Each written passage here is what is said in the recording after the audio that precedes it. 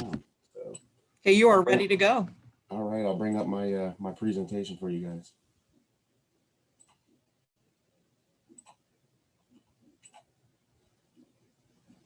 All right, can you guys see the screen?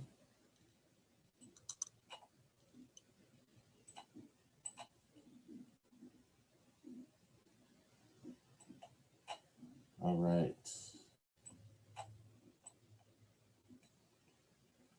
Can you guys see my screen?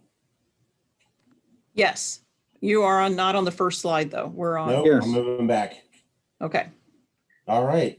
Today we're going to talk about, cybersecurity and threats that are out there to your business and those sorts of things. I get a lot of questions a lot of time when I try to talk about this stuff. People think I'm trying to sell snake oil and that sort of stuff. So we'll start from the beginning. We'll talk about, what cybersecurity is.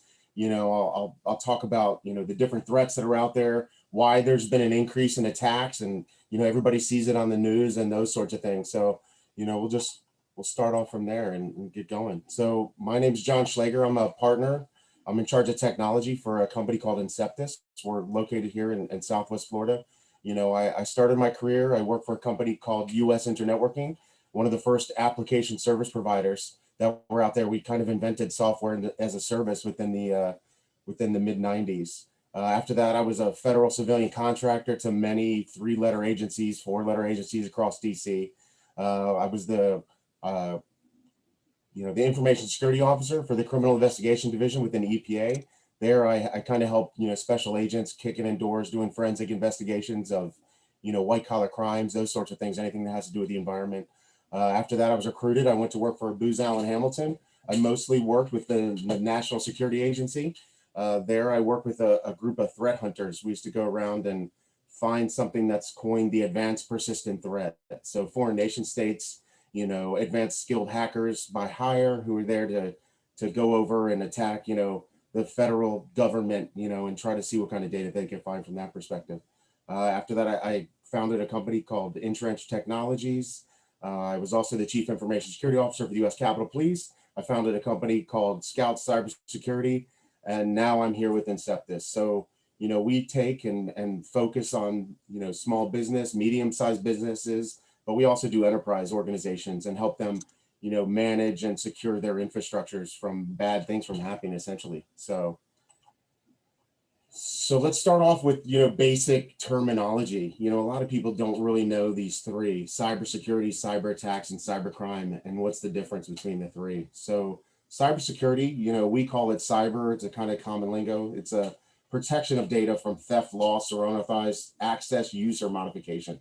So, cybersecurity involves, making sure that people can't get to your data, making sure your data is safe, making sure that your products, your reputation, all these different things that have to do with business, and trying to make sure that we stop those things from being doing something detrimental or bad to your organization. So cyber attacks are those attacks against your organization. Malicious attempts, they're trying to steal your data, they're trying to do damage, depending upon the threat actor group, and we'll talk about that a little more here in a little few minutes. But depending upon what that threat actor is and what they're trying to do specifically, they could be trying to steal money, take your personal identifiable information. They want to damage your reputation. Depending upon the group, they may have different objectives that they're trying to do. A big thing that we see a lot of is ransomware attacks. So it's monetary gain, fast ways that they can get and liquefy whatever that they're trying to do and make that make money for themselves, essentially. So cybercrime is those criminal activities where they do those things across the internet. So if you have been subject to a cyber attack, it's usually cybercrime, depending upon what they're trying to do. So there's a little tidbit at the bottom there. Cybercrime damages cost $6 trillion annually by 2021. So we've kind of doubled that in the last, 5 years, essentially. So, deprivation breeds motivation. I say this all the time that, you have all these people that are coming onto the internet. I think there's like 4.5 billion people now on the internet. Elon Musk is launching, satellites right now that actually will make internet access available anywhere in the world, even in the middle of the ocean. So, with that, it's going to be harder to track down those people, to bring them to justice and actually stop that stuff from happening. So, your best thing that you can do right now essentially is defense. It's really tough, especially with law the way it is that, being here in the United States, a lot of these attacks are perpetrated from outside the country. So we have a lot of issues from that perspective, trying to, not only bring those people to justice, but actually hold them accountable for what they're doing. And it's not going to really ever, change, as long as governments are separated and segregated and there's no real coming together to do this type of stuff. And we all know that we see the world as it is today and what's going on, that it's probably not going to lead to anything, substantial to where we can hold those people accountable, from that perspective. So cybersecurity, cyber attacks, and cybercrime. So what are we trying to talk about today? And what we're going to talk about is your cyber risk. It's just risk to your business. If financial loss, disruption, damage, data breaches, failures of information technology and systems from that perspective, there's all these different, things that could actually cause us to have risk across our infrastructure and our ecosystems. And that's kind of what I want to chat with you guys today about, is to talk about, you can't really defend yourself and reduce risk until you know what you're defending and what you're trying to stop from happening. We have a cool little cyber risk index right there on the screen right there. Like, elevated risks of cyber attacks are tied to, lost revenue, disruption of infrastructure, loss of intellectual property, all these different things that can happen essentially equal your risk. If you're, trying to defend, emails or something of that nature, it's kind of tough to do that unless you know how or what you're defending, essentially. So figuring out what your risk is, there's lots of, risk frameworks that are out there now that you can actually measure your organization against. Center for Internet Security has one of the critical security controls, NIST cybersecurity framework. There's all these different frameworks that you can look about what your operational IT risks are, and see how you can defend against those or measure that risk over time.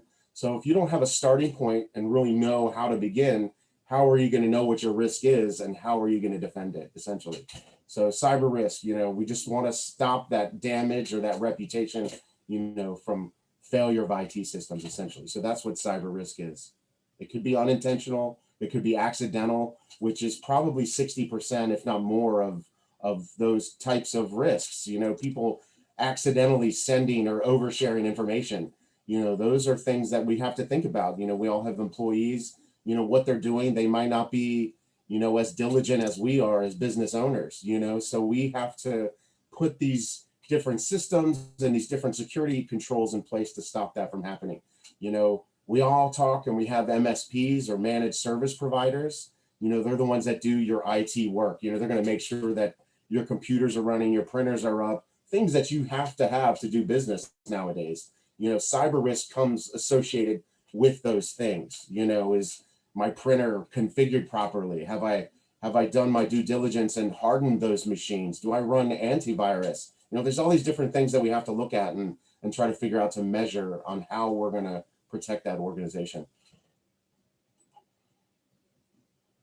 So what happens if you don't address risk? And these are the big fears that we have, as business owners, and most people don't realize that, what if I'm not addressing these risks? What are the potential damages or issues that can happen to me? One is service disruption, not being able to work. Ransomware attacks, when they're perpetrated, they actually encrypt all the data on your hard drive, and they can, mutate and try to go across your organization to help or not help, but literally, encrypt all of the data within your infrastructure. So not being able to work costs money, and that's one thing that you have to adjust. You have to look for, are you providing a service, or do you have a particular trade secret that you're trying to protect? I've worked many cases where I work for the Office of Personnel, or the U.S. Patent and Trademark Office, the USPTO. The Chinese literally suck down our entire, because we have this Freedom of Information Act and everybody has to be able to see and search patents, we put them available and out there on the internet. So they just suck all this down without retribution. they rebuild those products and they sell them in the world market, but there's nothing we can do because it's China. It's not the United States. So we hold no legal recourse. And you see some of these people now, like they're holding organizations, they're calling them criminals and saying that they're the most wanted and those types of things, but nothing's going to happen to them. They're protected by their own country, just the same as on our side. We do very similar things to other countries as well. So, brand and reputation damage, being in the headlines, that's a huge risk. Target, when they got hacked, they had a 60% loss in business. Now, they're a huge company and they can withstand these types of attacks. They spent the money, from a risk perspective to protect that organization. It failed, but their brand was hurt, but it's not detrimental. A small, medium business, this 65% of them that actually, get an attack will go out of business within a year. So it's not something that, you're a lawyer, you're something of that nature, and a doctor, and you get hacked, you have to report it. If the news finds out and you're on the news, everybody's going to see that and think that, you don't have their best interest at heart, from that perspective. Monetary loss is another huge factor, and that could come from service disruption. It could come from data loss, come from being, if you're regulated industry, you could have fines, or be held accountable by the people themselves, from lawsuits and that sort of thing, so, cyber insurance, huge thing. Everybody should look into that. If you don't have it, look at your policies from that perspective as well. Public relations, of course, is a huge issue that could come out of it. Attackers use you to attack others. You as a proxy, they're going to infect you, but to make it not look like it's coming from them, they'll go through your organization to get to another. They'll take that data, and, child pornography, things like that. Hackers may not be trying to be malicious. They could be using you to store this data, so they're not liable. So Secret Service could come knock on your door and be like, hey, we see child porn. They're going to take all of your stuff, all of your hardware, from that perspective as well. And then regulatory fines, like what I was talking about earlier. So, there's lots of other things I'm sure that I didn't touch in here, but, if you're attacked or have some sort of cyber crime, there are consequences to those things, that could essentially put you out of business, or worse,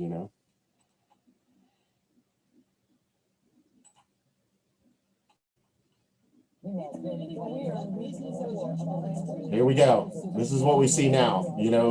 Every day, new headlines all over the place. We're seeing the news every day, ransomware attacks on hospitals, people dying from ransomware attacks, or, different types of malware, data breaches. It's kind of a constant thing that we have. And there's nothing that we can really do to stop these attacks except for look at our risk, figure out how we're going to control that risk and what kind of security controls that we're going to put in place, and actually stop those things. I don't know what's going on here, but we're moving. So, why are we at risk? Right now, like I said, it's a digital pandemic. We say this to a lot of people. There's increased complexity of business ecosystems. Yeah, this is going to get annoying.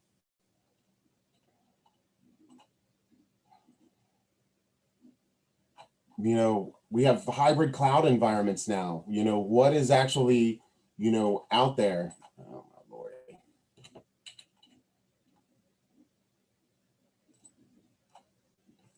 Let's do this.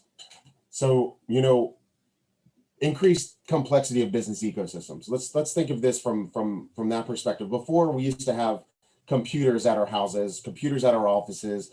They were connected to the internet. You got an email, those types of things. But a lot of that has changed. Software as a service has changed the games. We have hundreds. Each company probably has tens, if not maybe even 100, different cloud computing environments that they connect to. Salesforce, Office 365. Your antivirus now is usually cloud provided. So now your data is spread across all these different areas, that you may not have control over. Before, it was in your own, environment. You could put these big fences up around it, watch it, and make sure that it didn't go anywhere. That's kind of changed now, with that. And with that comes increased risk to your organization. There's a rapid adoption of cloud services, container-based microservices. Not that many of you would know what these are. There's a thing called Kubernetes, that actually has kind of advanced that whole thing from a cloud perspective. So now we don't have applications running on servers anymore. They run in containers. So you have individual applications running in these small little packages across your infrastructure. There's an increase in cyber attacks, has led to this multitude of cyber, security products. If I went to RSA, which is a huge like conference out in San Francisco. It's kind of our kind of mega conference for cybersecurity. And there's 2,000 vendors, all of which have the latest, greatest tool set that's out there. They're baked, they're going to solve the world's problems. They're going to boil the oceans, all these things. And they're going to tell you all these things, but how do you really know that they're doing what they're going to do? That's another thing. Cyber talent, it's hard to find. They're expensive. They're hard to retain. They're always looking for newer, faster, more fun places, from that perspective. And being in Southwest Florida, that's really hard to find those types of people because we don't have that type of industry here. Cyber people usually stay around metropolitan areas, so it's tough to find those things. Advanced hacking tools, with the spread of these tools, and the stealing them, Eternal Blue and Shadow Brokers these were nation state hacking teams that had their tool sets stolen. So the NSA literally had their entire tool set that they used to hack everyone stolen from them. And now they're out there and available on the dark web. I was able to download all of those, all those tool sets. So, they're there. Everybody can use them now, essentially. And we start to see these things as these tools are found and made, they're being baked into different, malware or malicious software, to help make them more successful. So like I said earlier, a steady increase in internet users. So it's 4.57 billion. I think it was 2 years ago, it was 3.9 billion. So now we have all these people, deprivation breeds motivation. Like I said, you have a kid that's in Africa, that's parents make $200 a year, can now sell one single health record for $200 or more, so that's a huge issue.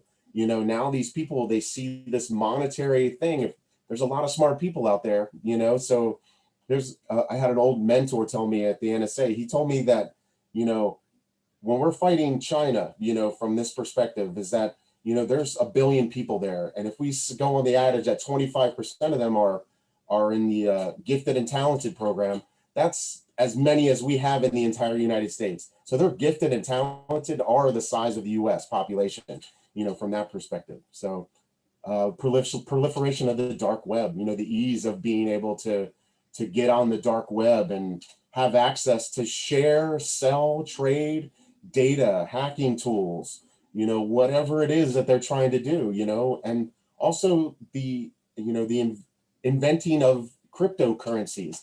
Now we have a way that we could trade money without knowing who the money's coming from, who the money's going to, from that perspective. So it's completely anonymous transfer of cash. And that's why ransomware has exploded, because now I can put ransomware in your machine and say, hey, you owe me 2 Bitcoins, kind of a thing. And I have to send you those Bitcoins for you to send me that encryption key to decrypt my data. It might not work actually if you pay that money, but hey, they got that cash. There's no way you're getting it back. It's gone. So this is kind of what I was talking about earlier, is the evolution of IT in the cloud. So most people don't realize that they are already in a hybrid cloud environment. We started out with old IT. We had physical servers, virtual machines, everything was on-prem, non-cloud stuff, from that perspective. So we've gone from that to everything kind of is becoming cloud native. That's how I provide my services are 100% cloud born. I have a data center with all my data. I provide those services to my customers from the cloud. I really don't have to be in their environment or on their environment to provide those services. We're seeing that now across the board. Now we have all these different types of cloud services, platform as a service. So now you can go to like Amazon Web Services, AWS or Azure, and your server can be there. You're providing software as a service, which is, Salesforce, or Office 365, those types of things. And container-based stuff like Kubernetes, it's the next wave of this. So VMware, servers, virtualizing servers. Now Kubernetes is taking those servers. So now we can run a whole bunch of different individual programs on one piece of hardware. Instead of having a whole bunch of servers on a piece of hardware. We've actually now made that even smaller. So this is a whole new level of complexity in a different way, and a whole bunch of new risks that keep getting added on. And it seems to be about every 2 to 5 years we have a whole now evolution change within cyber or within IT. I remember 20 years ago starting this and working on auto exec bat and config this. If you guys are dinosaurs, you'll know what I'm talking about. And trying to figure out how you're going to free up memory in a system. Now that's not even an issue. Computers have gone so much forward and have evolved so much quicker. So let's talk about like, who are these people? Who are the hackers? Who are these people that are trying to get our data? Nation states. These are guys that the NSA fights against and our government has to deal with. They're going after us. They're trying to steal our data. They're trying to take classified networks. A big one was the F-35 strike fighter. I don't know if most people don't know about this. The Lockheed Martin got hacked through a subcontractor. They actually have this Shenyang 135 fighter now that's exactly the F-35. We spent $1 trillion in design and development to build this aircraft. They stole all of that data and now produce this exact same airplane, from right out of the box, and they sell it on the market for 75 million, while ours is at $500 million to buy it. So we can't really compete from that. It's even the same cockpit layout, and they're like, well, we didn't do it. That wasn't us, but we built the machine.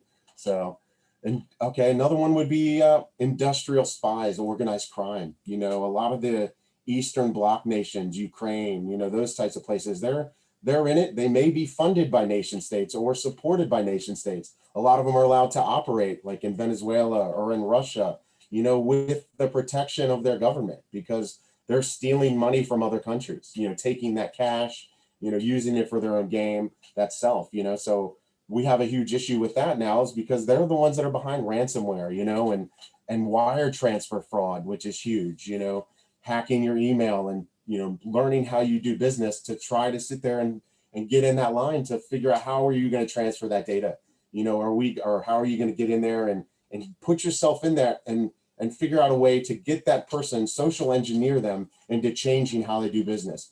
Hey, this is your boss in an email. I need you to transfer this money immediately. Those types of things. These guys are trying to do this stuff so that they can have personal gain. They'll give half of it to the government themselves, so that they're allowed to operate, and then they're allowed to operate, and they can do it with impunity. Nobody's coming after them.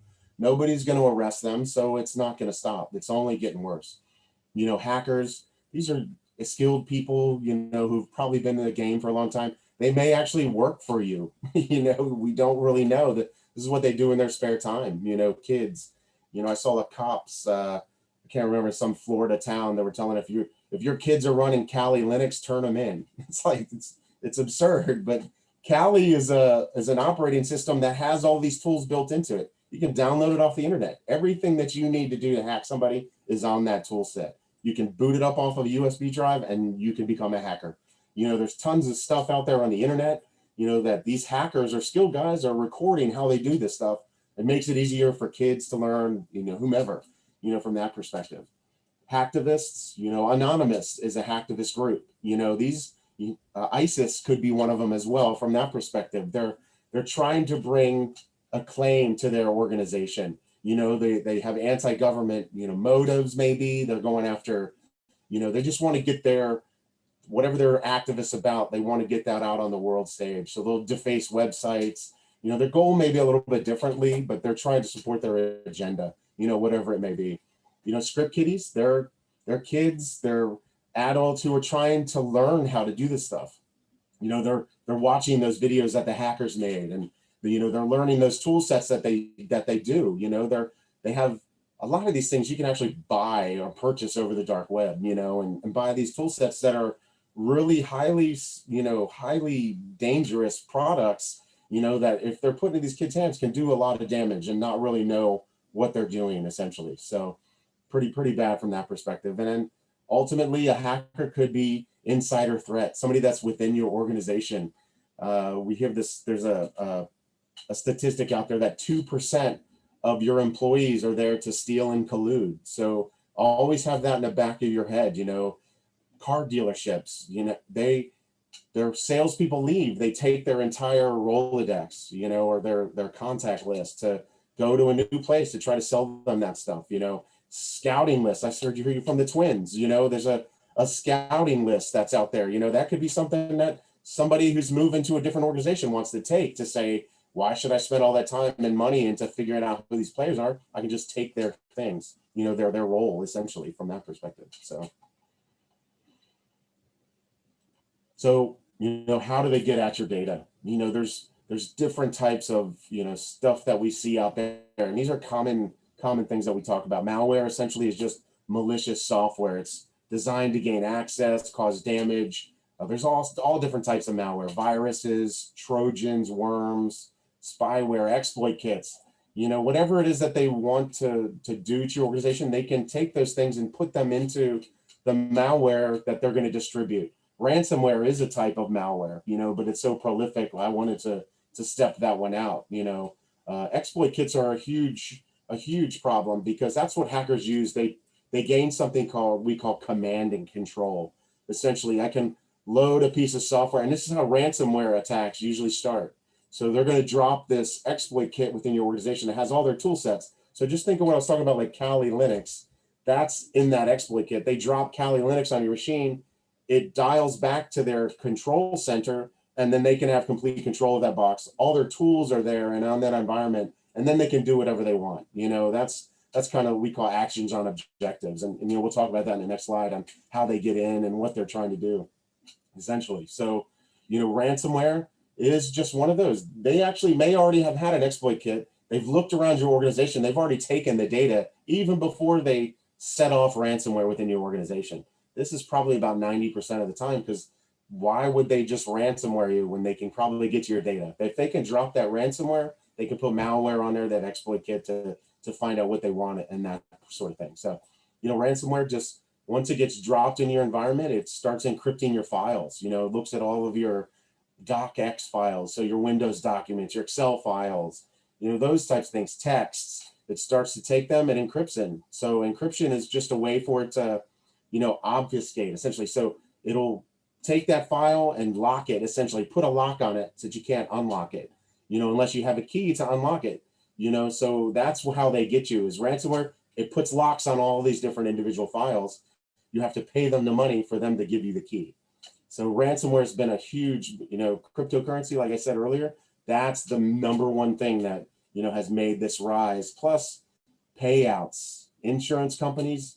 If you don't have if you get ransomed and not doing basic things like backing up your software, backing up your data, when it gets encrypted, you have to pay them to get to that data. So that risk that happened, that's there, like you're losing money, whatever it is that we're trying to prevent, that's one of those things that they're going after. So how do they get malicious software and ransomware? There's usually through phishing. So, or spear phishing, which is more, targeted type attacks. Phishing is they'll send you fraudulent emails. They'll act like Bank of America. They'll act like, your neighbor. They'll act like, whomever. They'll craft it so it looks legitimate email that to get you to do something. So they're trying to social engineer you, whether it's open an attachment, open up a link, give information to them, send them information, they're coming at you that way. So it'll come in an email, you click on something, that's how they drop that exploit kit, that's how they get that ransomware in there from that perspective. So this is the most common way, and to get data or get bad things into your organization is through phishing. Spear phishing is if they specifically target you, like you'll get an email from your CEO or one of your business partners saying, hey, I need you to do this really quickly. That would be considered spear phishing or whaling, essentially. So here comes again. Crypto mining is a way for people to mine cryptocurrencies. So that transaction that has to happen for each of those, if I send a dollar to you, it's essentially an electronic ledger, just like we keep in spreadsheets or tabulations for CPAs and those sorts of things. The same thing happens with cryptojacking. Is you can mine those. Essentially, mining is doing that transaction for somebody. So cryptojacking is a way for them to do transactions on your computer. So they write software that can load into your machine. So in the background, you won't ever see it running, that they're actually doing these cryptocurrency exchanges for you, from that perspective.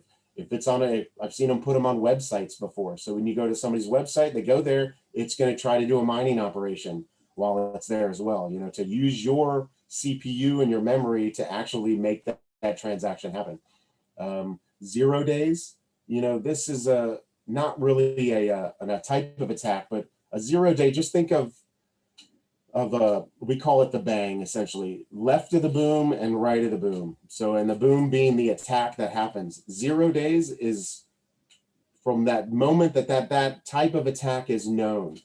So a 0 day would be nobody knows about it yet, or left of the boom, essentially. That's somebody has a piece of malware that can't be detected by antivirus, a piece of malware that is not going to be able to be detected by any type of software or security control that's out there. 0 day is when they find out that it happens, and these security groups can start to, reverse engineer, find out what it is, find out how it works, and those types of things. There's a lot of products now that are made to stop 0 days, EDR, endpoint detection and response. These are advanced malwares that look at the behavior of applications more than, the having to have a signature. Back in the day, like antivirus, we would have to see it in the wild and write a signature to detect that within your organization. Now with ransomware and 0 days being the way they are, vulnerabilities that are happening, security vulnerabilities of systems, you have to know how applications operate, and then you can block those illegal operations from happening without knowing truly if they're going to be bad or not. So it blocks a lot of good stuff as well, like EDR, but you have to do that to stop these ransomware attacks and these different advanced attacks that are happening now. All of these things are really about social engineering too. It's a tactic that adversaries use to trick you into doing something. Click a link. They want you to, do whatever. Hey, transfer money. Whatever. I have a lot of customers that, older people now that, can get confused easier too. That's why we get all these phone calls now. Your warranty, or hey, this is Microsoft calling. Please, you need to load this software so that way we can help you, or something of that nature. They try to trick you up. They give you some sort of, timeline or something, like if you don't do this within 12 hours, your data is going to be lost, or all of your money is going to be gone. So they use these, tactics to make us do things that we probably normally wouldn't do. So that's what they're trying to do with phishing, get you to click on links. If they're on the phone trying to call you, they're trying to dupe you into doing something that's bad for you. So, those are kind of the major ways that, hackers are using to get to your data. So we had all the hackers that are out there, nation states, they all kind of use the same construct. They're going to use phishing to send you that data. There's another thing that's not on here that's like, we call it, it's like a drive-by essentially. So they'll go and attack a web server. So you go to that web server, you're on that machine or on that web server, there's a vulnerability within your browser, or something of that nature. They're going to use that to get that software onto your machine, without you really knowing. Just by going there could cause you to get infected. So how do they do that? How do they get in? So the first thing they do usually is, there's actually, not all the time are they going to do this research type step. There's opportunistic, or things that we call the shotgun attack. But, if you're targeted, they're going to do research on you. They're going to gather the information about the target. They're going to run vulnerability scans, the same tools that we use, for our businesses and our organizations. They're going to use against us, the outside. They're going to look at, where are we getting our emails? If you have an @Gmail account, they know they can go to Gmail to try to log into your account, or from that perspective. They're going to try to figure out what those weaknesses are in your people. They're going to look on LinkedIn, look at all your company employees. Maybe it's easier to target them at home, to infect them there, if they have remote access, those types of things. So they're going to do their research, essentially, just like we would if we're trying to target somebody for business or try to sell them services. We're going to find out about them, know what they do, how they do business, that perspective. So nowadays, though, we see a lot of these bigger enterprises now are securing, and government places are they're hardening. their environments. So now the attention of hackers has turned to the lower, small, medium businesses that may not have the money nor the know-how on how to defend it, to make easier, smash and grabs, whatever it is. So shotgun effects, that's when we'll get those phishing emails in your Gmail account or in your Hotmail account or whatever you use for your personal home stuff. They'll drop that in there. That's a shotgun effect. They're just throwing it out there, seeing who's going to click on it, seeing what data is there, and seeing if it's worth taking.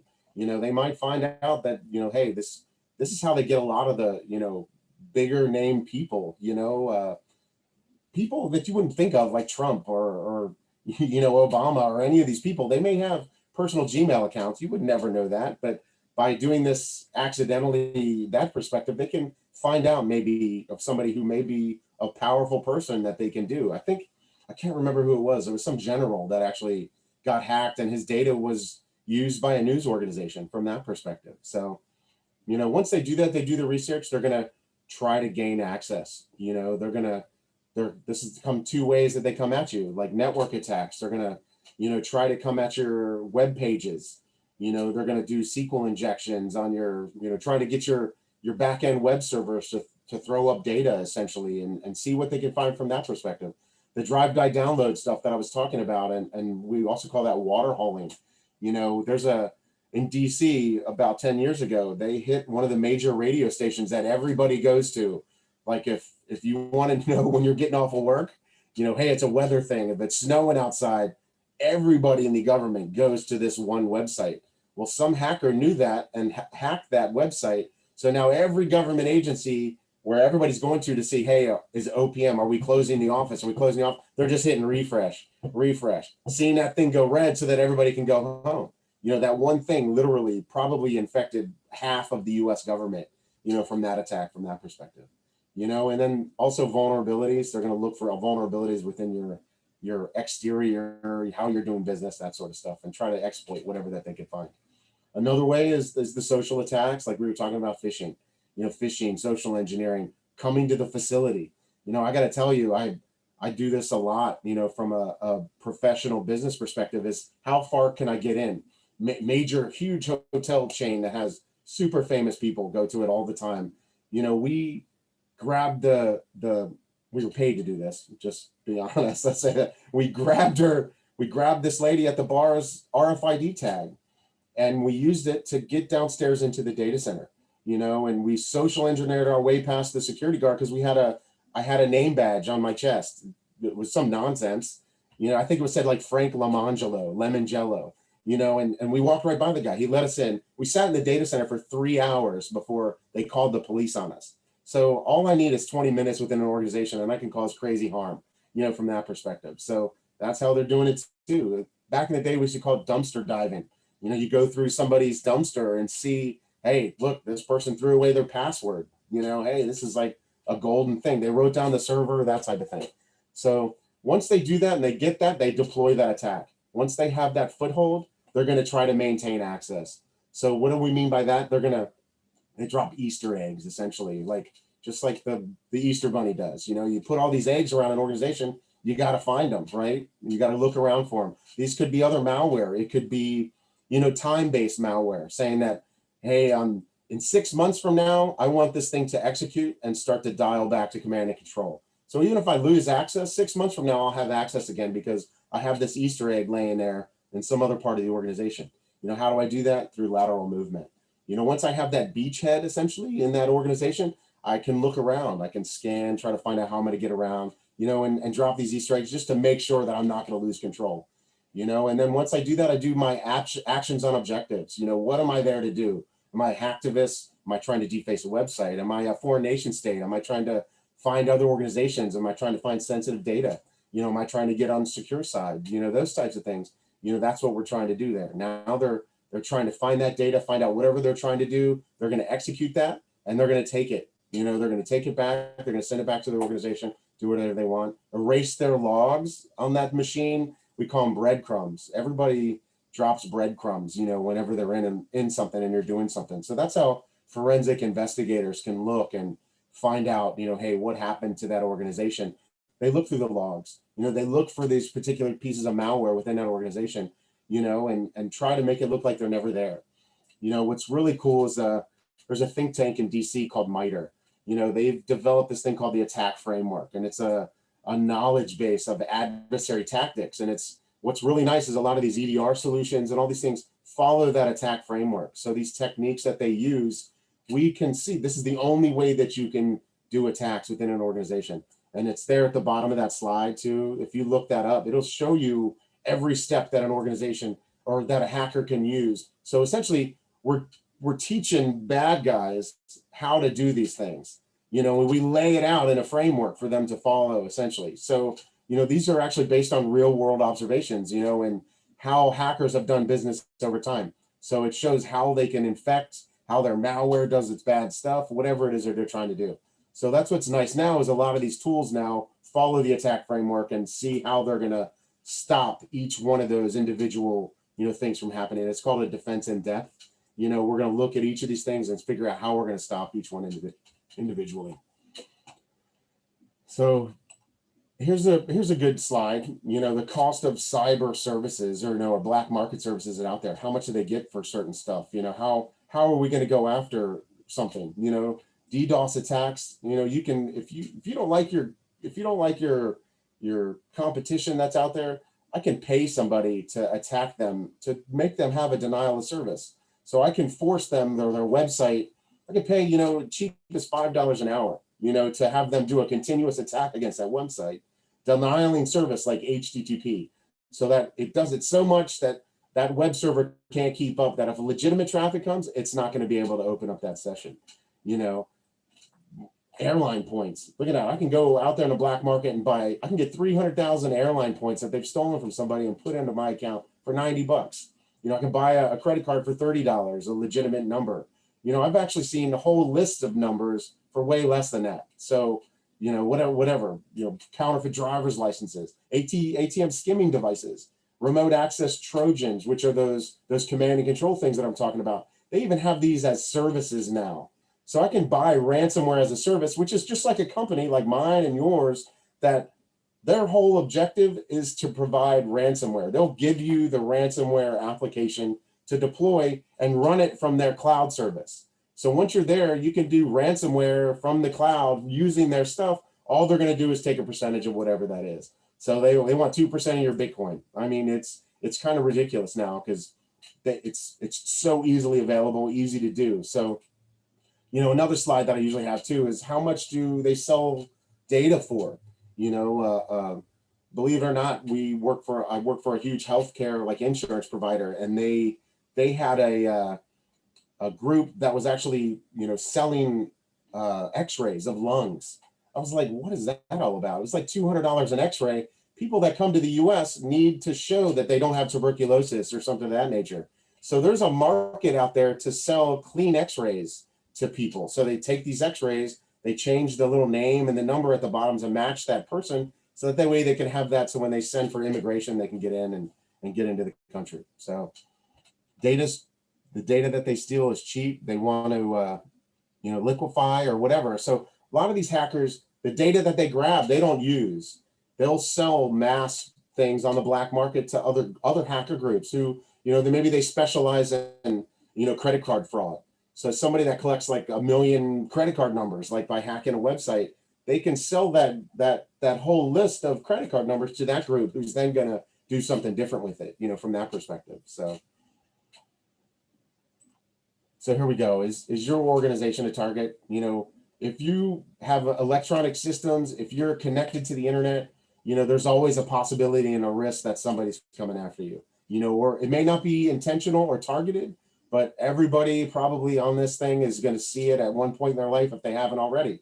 81% of breaches now happen to the SMB space.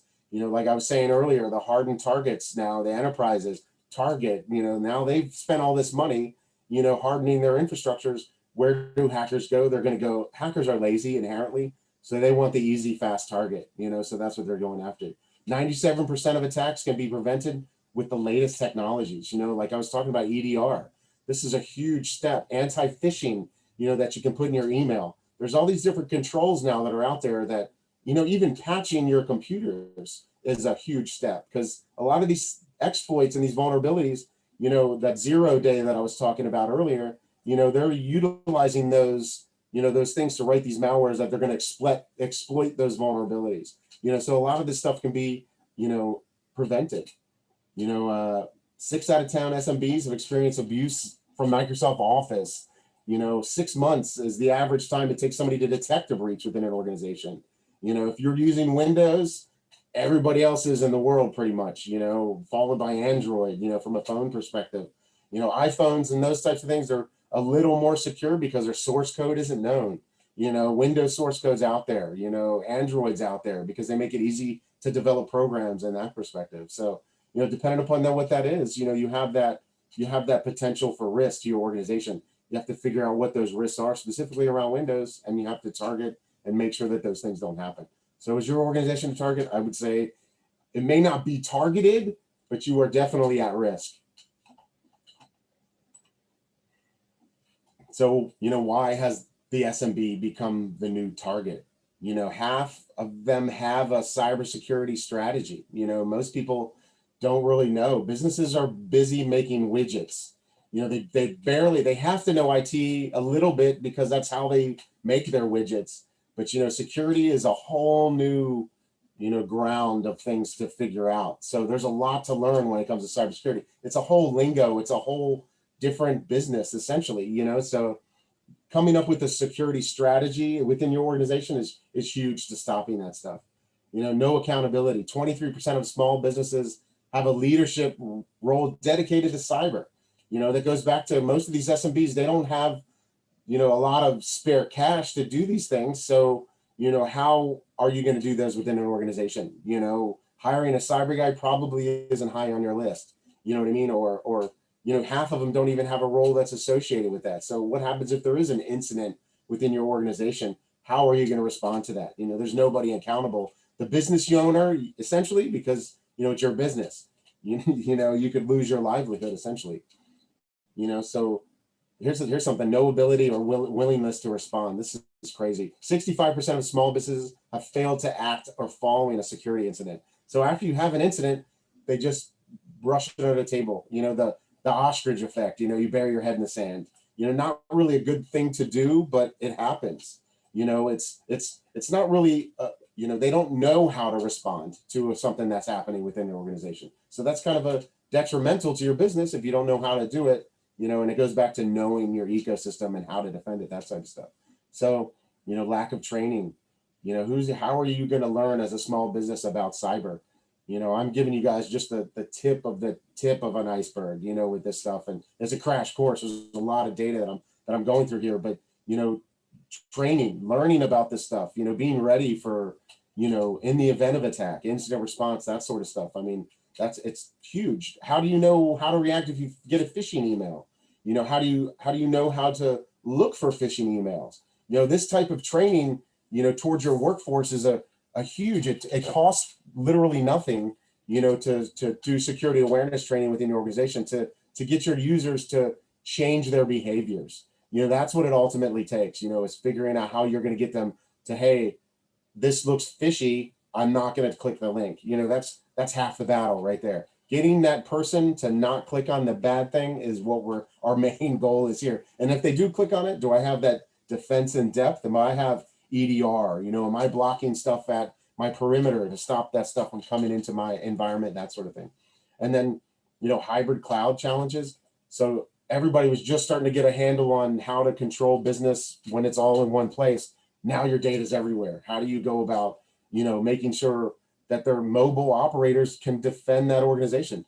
And now with COVID, we're all working from home. Look at us right now. Now we're all using personal machines. We're at our houses. Whole new thing just popped up. People were barely able to do it within their own office space.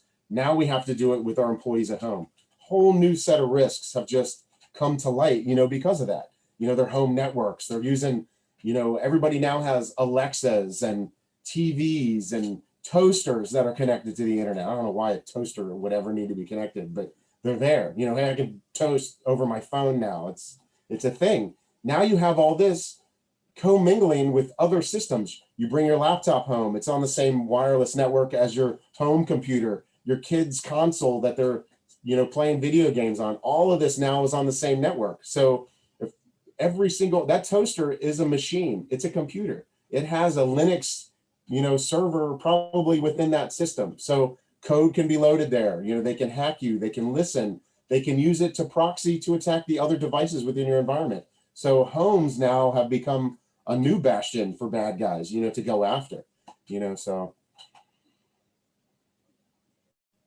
here we go. What should you do as a business? This is a 10 steps. There's actually, they're kind of combined, some of these. The first thing that you should do is know your ecosystem. Back in the day, like from a business perspective, we call this enterprise architecture. How are you architecting your enterprise? Now it's business ecosystems because it is hybrid cloud. What am I doing? What's my customer relationship management? Am I using Salesforce? Do I have HubSpot? All that data that's in there, how is that secured? Am I using two-factor or, that sort of stuff? So knowing where your data is, where your users are, your employees, your partners, your things that you buy from, the people, your sources of, your products, all these different things. It's really tough to really think about how you're going to defend it if you don't know all of those different nuances within your organization. So there's all these different controls that you can kind of put in place to, to stop those things from happening, bad things essentially. So like stuff that I would think most people don't know, like is the, wire transfer fraud. It's not really IT, but it's still something within your business ecosystem on how you do business. You utilize IT to make it happen. Those emails you're sending to your bank, they're sending you're using two-factor. Sometimes you even do it on the computer. Knowing how you do those things and coming up with a process around it is one of the first steps. How are you doing things? What's going to really cause you damage, that sort of stuff. So the next step is identify that data, kind of like what I was talking about. Back it up. This is huge for ransomware. If you get hit with ransomware, if you're not backing up your data is probably gone unless you pay that money to get it back, and that sort of thing. So making sure you have regular backups, test the restoration. Don't be caught when there is an issue trying to figure out, hey, is my backup gonna work? I've seen that 1,000 times. Oh, we weren't really backing it up. Back in the day, it was something called open file system. So if you backed up your Exchange server, if you didn't shut it down, you weren't backing up the data. You're just backing up the system, which is completely worthless. That type of thing. So another thing is assess yourself against a security framework. And, a lot of this stuff is really complex. And, if you need help, reach out for help. We'll talk about things out there, managed service providers, those types of things that can help you with these things. But, assessed against a framework. There's stuff out there, the Center for Internet Security, critical security controls. That's kind of accessible and easy to understand because it talks about security controls specifically. Most of the government started in the Cybersecurity Act of 2014. There's something called the NIST Cybersecurity Framework. These are all these National Institute for Standards and Technology. They wrote these things that you can measure your risk in your organization. So how are you gonna, look at your people, processes, and technology across those things and measure that risk and how you'll harden your business over time? Because this stuff takes time. You can't just go from 0 to 100. You go from like 0 to 10, from 10 to 30, by all these, different things, but you want to essentially move that risk needle down every year, kind of a thing, and purchase new products and different ways, but you can't do that unless you're measuring your risk, looking at those things. Something that everybody should do that listens to this right now, EDR. A lot of these antivirus programs that are out there, I hate to say it, McAfee and all these, they're trying to catch up with some of these EDR vendors, but how they do business is based on signatures. You can't stop the 0 days, but they stop everything else, which is kind of, it's good. It's a good step. They're cheap. They're probably a 20% solution nowadays. EDR, there's companies out there, SentinelOne, Cylance, that are doing these. It's called endpoint detection and response. These products are looking at behavioral things. How, if I'm opening up a PDF or a Word doc, it should do Word doc things. It shouldn't be downloading data from China or trying to hijack another process within the organization. These things say following that MITRE attack framework saying, okay, this application should not be calling home to China. We need to stop this. This could be malicious, and it blocks from happening before something bad happens. So that's what you kind of need now. These are the new solutions. They're not as cheap as antivirus, but you have to do them to stop these types of things. Another huge thing that you need to do is harden your environment as well as patch your systems.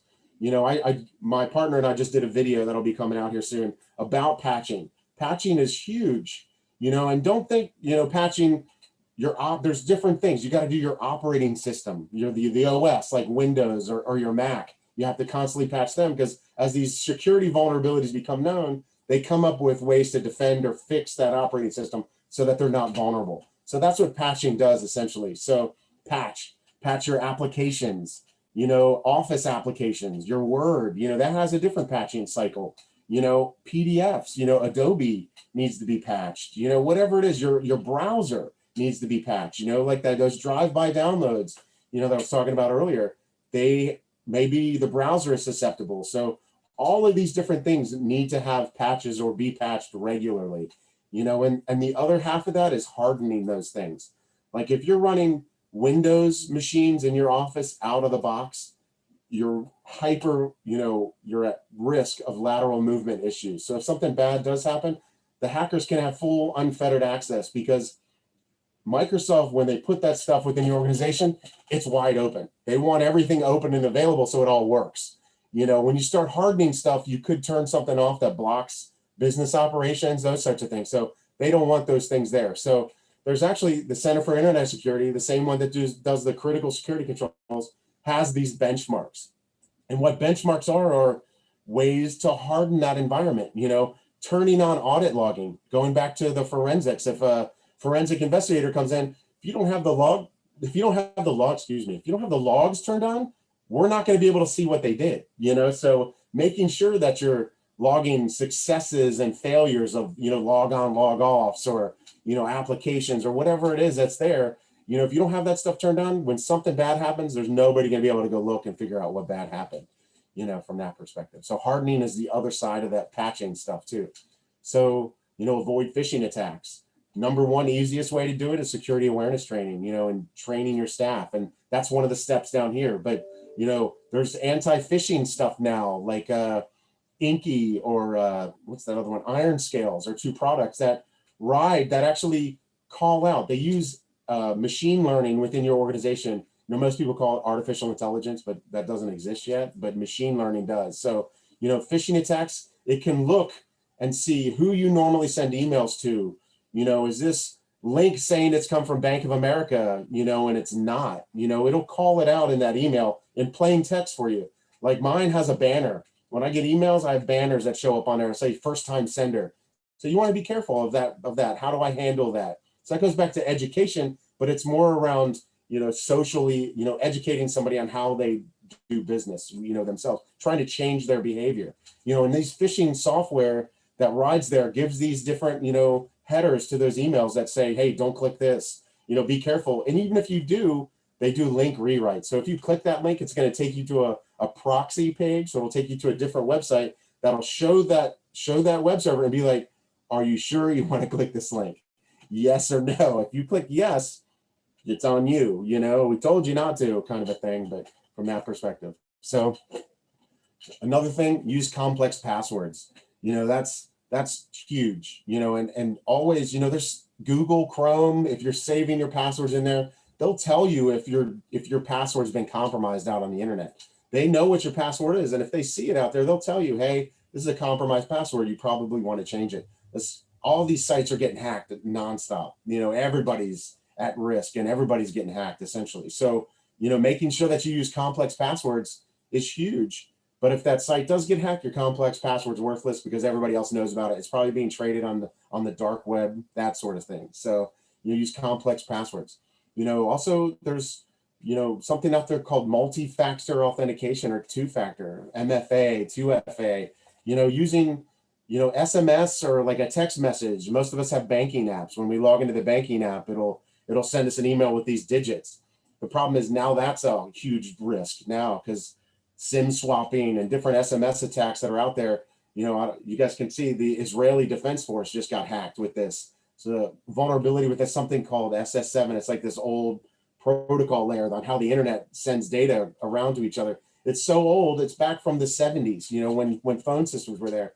So they're sending these SMS codes. The hackers are getting them before they are, and they're putting in that two-factor code. So that's kind of susceptible now. Different types of MFA now, or there's apps on phones. There's different products out there that, LastPass or One Login, Okta. There's all these products that have come out. As there's a need, they're coming up with these different products to do things. So single sign-on essentially how you log into all these different cloud services, and your passwords to this. Now you have 50, we have a title company. They have like 45, different apps essentially that how they do business normally, so, going to, bank sites and, other title companies and, whatever they're trying to do. There's all these different things. They got to memorize all these passwords. Now you got to memorize them all. So you're writing them down. So that's a risk. Never write down your passwords, right? I mean, that's what they've told us since the inception. So the ways that these products, the way these products are, they have that two-factor built in. So whenever I log into that application to get to those apps, now to get to that website, I have to click, a button on my phone as it pops up, that sort of thing. It'll say two-factor, yes. Is that you? Yes. So now it's your two-factor now logging in. So the other thing, use defense in depth. And most people just think of like layers of security, essentially. So a defense in depth strategy is, you do firewalls, you also have, an intrusion prevention system, you run an EDR, I have two-factor, all these things layered are going to be, those things that you're going to want to layer as defenses, because if one misses it, the other one might catch it. And if that one misses it, the other one will catch it, that sort of thing. So, having that layered defense in depth is huge, to make sure that bad things don't happen, and the other thing, is continuously monitor your environment, looking at your ecosystem, who's logging in, who's logging off. Did my malware software just, did my EDR just trigger an event, but also did my, IPS trigger at the same time? So, and then all of a sudden we see in data exfil, somebody's trying to send out social security numbers. These three in a row, they might not be related, but they could be, so that's why you need to monitor, look at the logs, who's logging in, just like access to your building.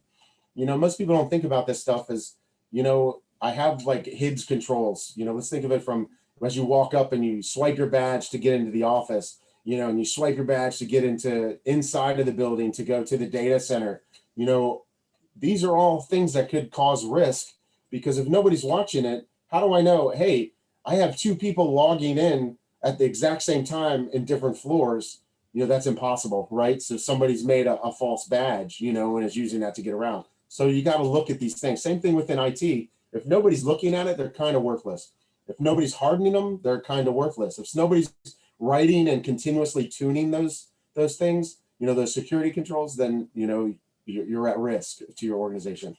Going back to educating your staff, security awareness training, knowing how to look at phishing, knowing how to, teach them how to interact, how to handle data, those types of things. I shouldn't be, downloading these data from a secure site and then emailing it to my personal home account. That's bad practice. I could tell you hundreds of stories working for law enforcement where, they're sending forward advanced data to their Hotmail account, where some huge dignitary is going to be a huge problem, possible issue. If somebody had hacked that, Hotmail account, they could see where that person's going and actually cause them harm, And then the final thing too, that I would say is know what to do when there's an incident, not even just a security incident, but just think there's down here in Southwest Florida, we have weather. What happens if a hurricane's coming? What do I do? That's an incident that can happen. What if my whole building gets wiped out and I'm not in cloud, and all my data is not there? How am I going to restore business and get back to normal business as quick as I can to make money? Those types of things are huge to do. IR, incident response. How am I going to, look at these cases? There's things out there called business continuity plans.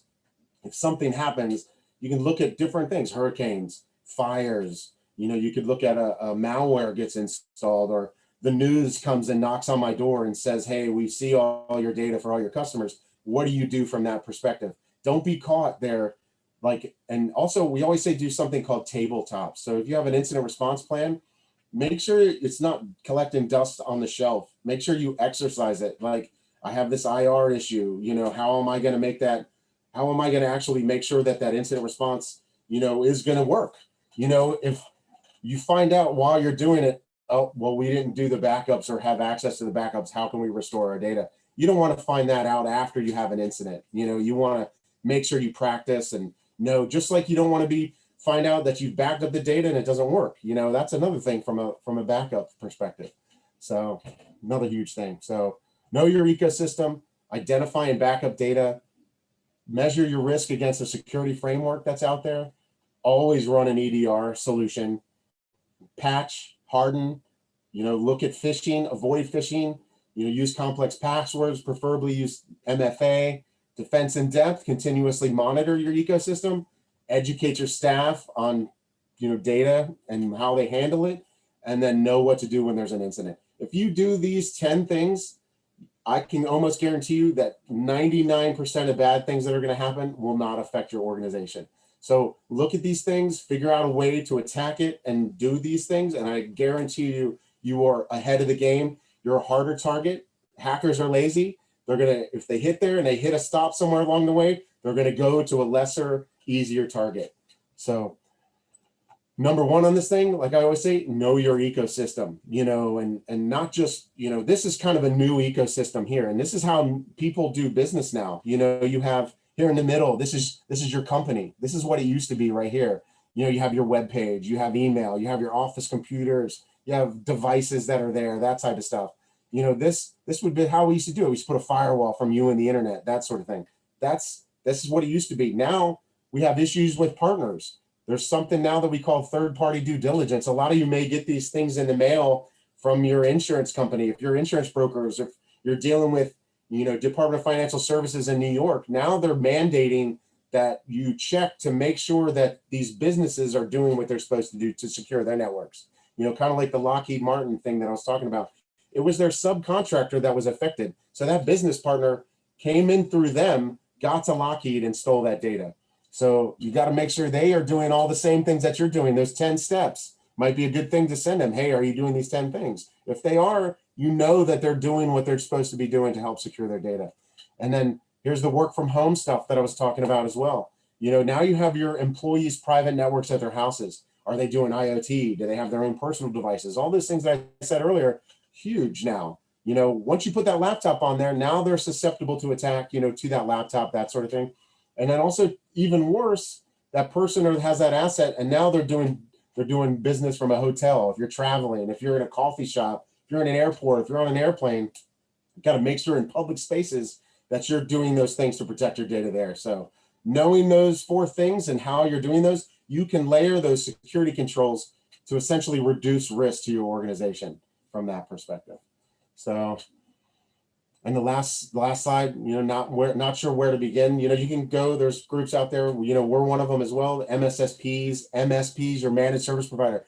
Those people may help or may know how to do these things, you know, and they're probably going to do them better than you are, you know, so making sure that they're able to help you, you know your risks and help you do those 10 things are going to make you a harder target. And that's my ultimate goal here, is that if everybody leaves here, if they watch this, that they know, you know, if you do these certain things, that all those bad guys, all those different types of hackers, you know, all those different ways that they're coming at you, and you're measuring your risk, you're continuously hardening and those sorts of things, you know, they're going to help you, you know, stop these bad things from happening.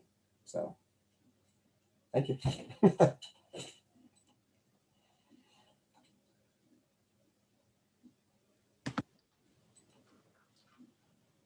So John, thank you so. Oh, thanks. Thank you, Colleen. Appreciate it. No, thank you so much for being part of our presentation today. I really appreciate your time, and I have some, I'll be following up. I did take some notes while you were talking. So I appreciate everything that you do, and we'll get you a copy of this when we're done so you can take a look at it. And thank you very much. No, right. No, thank you. Hopefully it didn't go over everybody's head too much, when they watch it, Just it's, sometimes. yeah, I know. It's like, it's tough trying to make it easy for people. You know what I mean? I struggle myself, especially like I said, when I try to sell this to people, they look at me and they glaze over a lot of the times. You know what I mean? So, No, it's well, good thank you stuff. guys for Really allowing us enjoyed it. to do this. We appreciate it. No, So, thank you. You have a good day today. all right, Colleen. Bye-bye.